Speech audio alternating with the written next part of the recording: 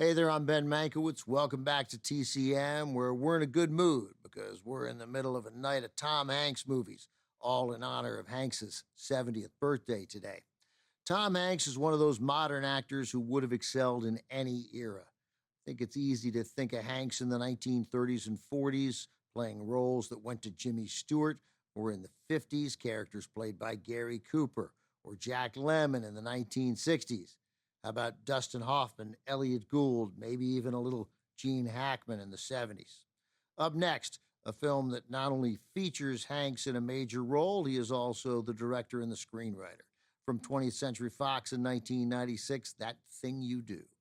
This is a loving tribute to the rock and roll bands of the early 60s, especially the Beatles, who burst onto the scene in America in 1964 with their first appearance on The Ed Sullivan Show. Film begins in Erie, Pennsylvania, where four young men form a band to compete in a local talent show. Before long, they are one of the hottest bands in America, known as the Wonders, thanks to the runaway success of their hit single, That Thing You Do. Tom Hanks was 7 years old when the Beatles made their American debut on The Ed Sullivan Show, but the memory never left him. So did a Beatles anecdote about drummer Jimmy Nicol. He filled in for Ringo Starr for a couple of weeks when Ringo was sick. For years, Hanks thought about Nicol's brief involvement with the Beatles and wondered, as he put it, what was that guy's life like for a while? Finally, in 1993, while Hanks was busy making Forrest Gump, he began to explore the idea and put his thoughts down on paper. Tapping into his love of the Beatles and many of the more obscure 1960s one-hit wonders, Hanks wrote the first draft of the screenplay that would become That Thing You Do. Jonathan Demme, who had just directed Hanks to an Oscar win in Philadelphia, agreed to co-produce the film. Then Demme encouraged Hanks to direct it himself, even though Hanks had never directed a movie before. With this debut, Hanks created a film that's not only charming, joyful, nostalgic, and poignant, it's also an unvarnished depiction of the music industry in the early 1960s. Hanks also took on a supporting role in the film as the band's manager.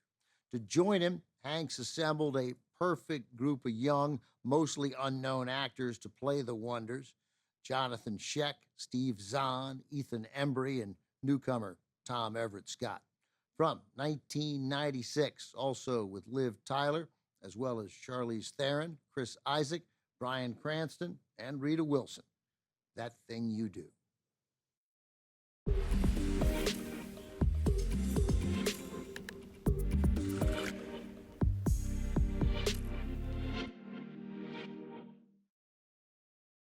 Tom Hanks conducted an extensive casting search to find four young actors who would be believable as bandmates.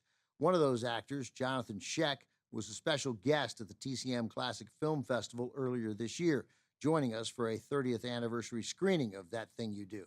Scheck remembered auditioning for Tom Hanks and having to do the scene where Jimmy quits. The line he was supposed to read was, "I quit," but instead of just saying it, Scheck pretended there was a microphone overhead, and he began to sing the line. He sang it just the way you heard in the movie, and he left the room. Tom Hanks told him to come right back in, and Scheck knew then and there he had the part.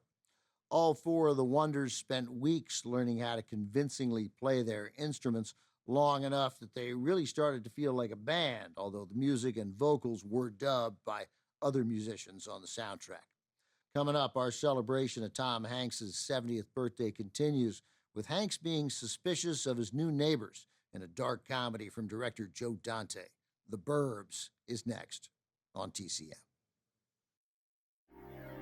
Next on TCM, The Burbs, then Poltergeist, and later Sherlock Jr. TCM hasn't got a clue tonight.